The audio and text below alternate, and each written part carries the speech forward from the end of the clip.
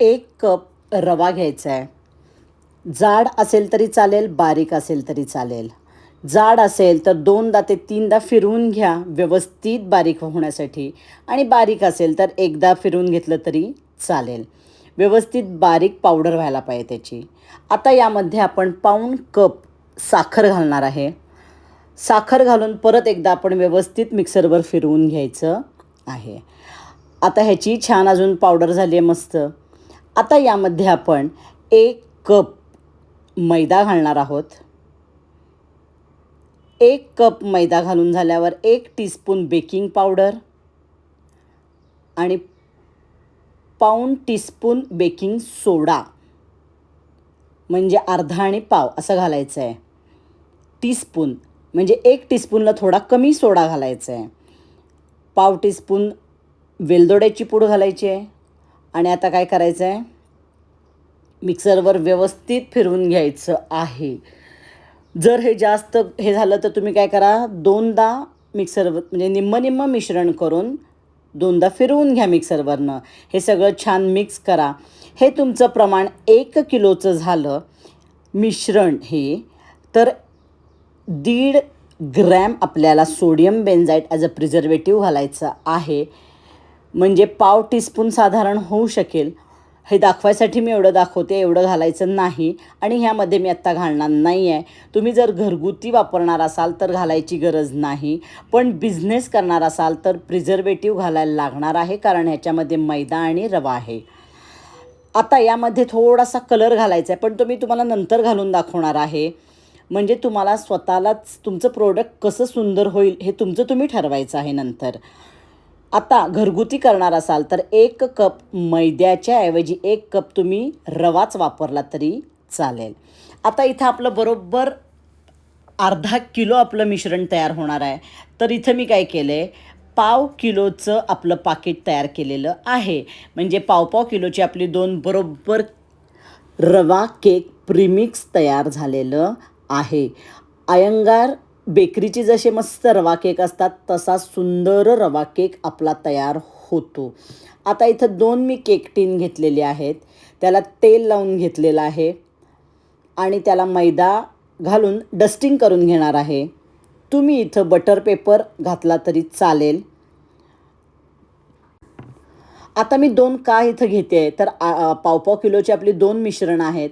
तर एक मी आहे तसंच तुम्हाला करून दाखवणार आहे आणि दुसऱ्या मिश्रणात मी थोडासा कलर घालून दाखवणार आहे.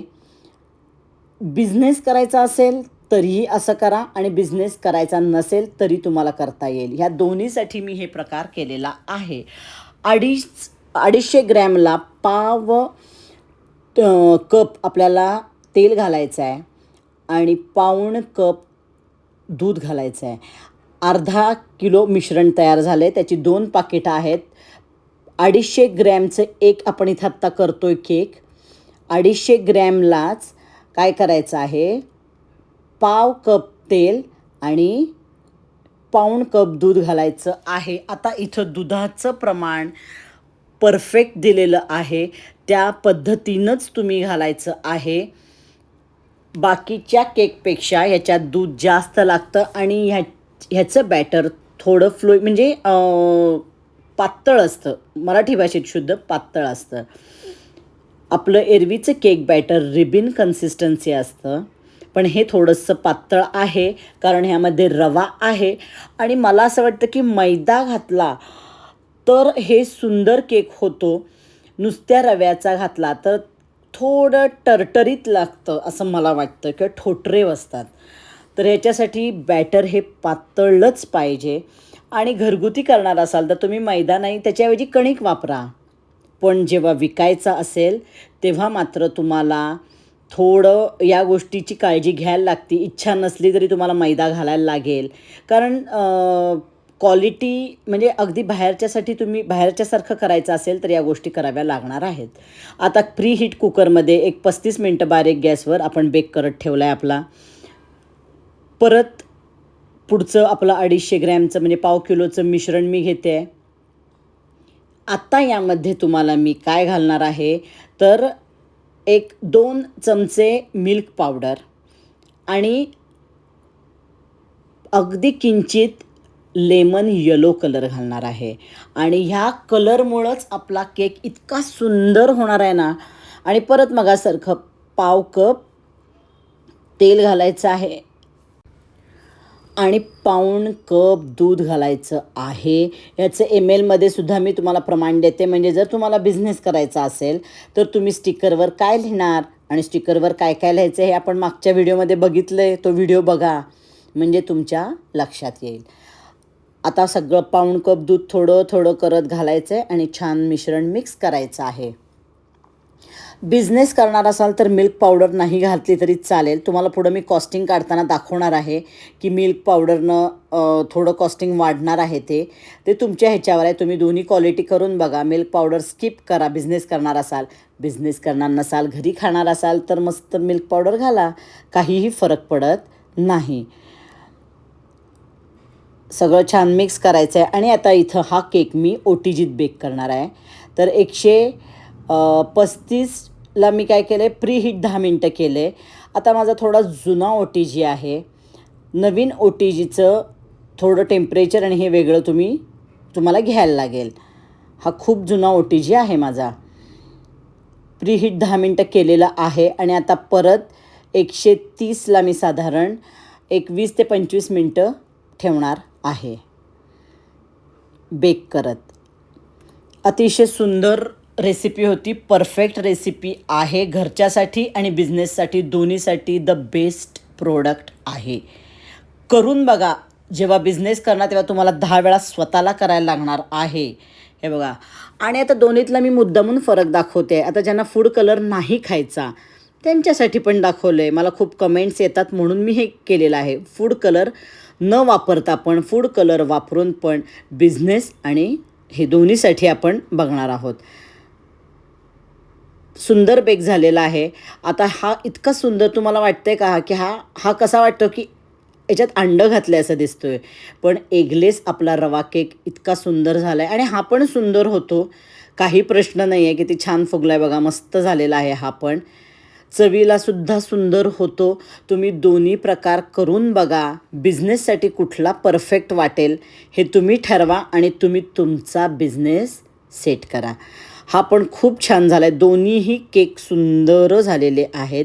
केक तयार झाला ना की गरम असताना कधी कट नाही करायचे. त्याच्यावर एक कॉटनचं कापड घालून झाकून ठेवायचा केक आणि पूर्ण गार झाला की मग तो डिमोल्ड करायचा. पुढं आपण नेहमीप्रमाणे कॉस्टिंग पण काढणार आहोत. रवा केक हा फेमस आहे अयंगार बेकरीचा, तर तुम्ही त्या पद्धतीनं तुमचं प्रीमिक्स तयार करू शकता. मला असं वाटतं की कलर हा घालायला पाहिजे तुम्ही जर बिझनेस करणार असाल. आणि कॉस्टिंग कमी करण्यासाठी तुम्हाला मिल्क पावडर नाही घातली तरी चालेल, कारण ह्याचं थोडं कॉस्टिंग जास्त होतं. ते तुम्ही आता बघणार आहे पुढं. खूप सुंदर, किती छान झाला आहे बघा. हा रव्याचा केक वाटतोय का? मैत्रिणींनो, नीट व्हिडिओ बघा, नीट ऐका. मला कमेंट करून सारखं विचारू नका की मैदा नाही वापरला. तर मी आत्ता तुम्हाला सगळ्या गोष्टी क्लिअर केलेल्या आहेत. घरच्यासाठी मैदा नाही घातला तर त्याच्याऐवजी कणिक तरी घाला, कारण त्यानं थोडं बाइंडिंगला मदत होती. नुसता रवा घातला तर नाही म्हणलं तरी थोडा ड्राय केक होतो. किती सुंदर झाला आहे बघा. दोन्हीही केक सुंदर होतात, म्हणजे अगदी अंडं घातल्यासारखा दिसतो एवढा स्पॉन्जी झाला आहे.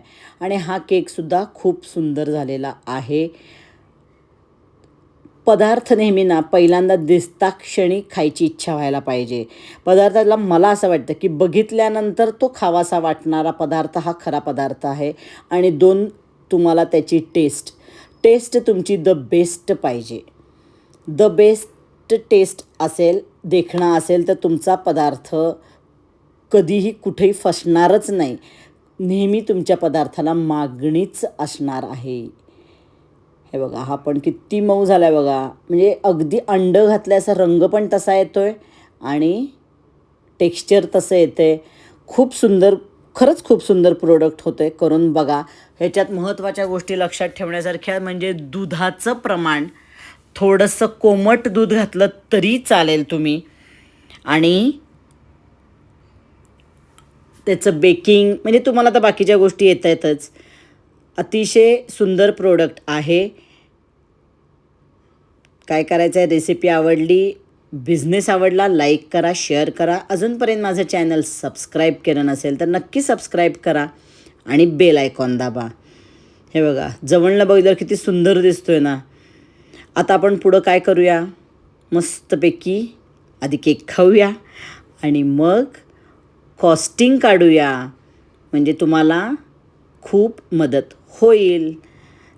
चला आता आपण काय करूया, कॉस्टिंग काढायला सुरुवात आता आपण करूया. कॉस्टिंग बघणार आहोत. आता इथं मी रवा 1 कप म्हणजे 170 ग्रॅम झालेला आहे, 5 रुपये पकडलेत. मैदा 1 कप म्हणजे 150 ग्रॅम झालेला आहे, 5 रुपये पकडलेत. साखर 3/4 कप 180 ग्रॅम, 10 रुपये. स्क्रीनशॉट मारून ठेवा, तुम्हाला उपयोगी पडणार आहे. अक्षर समजायला थोडं अवघड आहे पण ठीक आहे. मिल्क पावडर 2 चमचे साधारण 10 रुपये.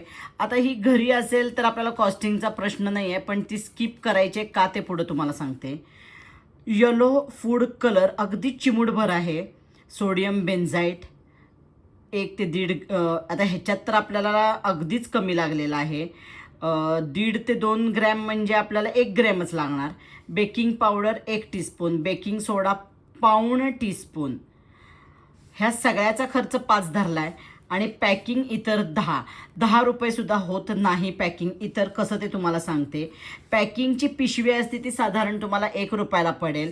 आणि तुमचं स्टिकर तुम्हाला एक साधारण जेव्हा तुम्ही क्वांटिटीत काढणार तेव्हा तुम्हाला सगळा कॉस्ट धरला तर 1.5 ते पावणे 2 रुपये, हे मी जास्तच सांगते, तुम्हाला पडेल.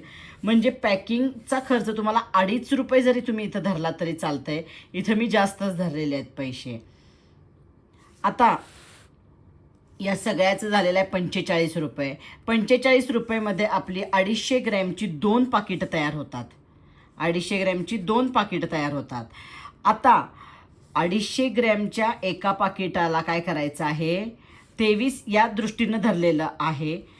हे एक स्क्रीनशॉट मारून का ठेवा, तर 250 ग्रॅमच्या एका पाकिटाला तुम्ही काय घालणार, कृती, याच्यासाठी पाव कप तेल म्हणजे काय हेही तुम्हाला सांगते. घरची अर्धी वाटी म्हणजेच 50 ml.